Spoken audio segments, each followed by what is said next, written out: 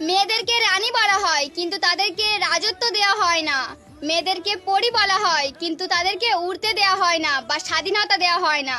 মেয়েদেরকে ঘরের লক্ষ্মী বলে কিন্তু তাদেরকে উপযুক্ত সম্মান দেয় না।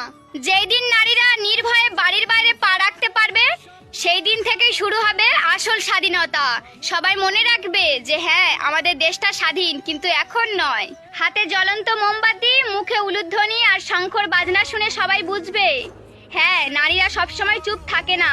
এই রকম ভিতরে ভিতরে কত ঘটনা আছে জানো দিদি? এখন সারা পৃথিবী লড়াই করছে শুধু তোমার বিচার চাওয়ার জন্য। সত্যি আজ দেখলে মনে হয় যে দিদিটা দেখে যেতে পারতো মানুষ কি না করতে পারে।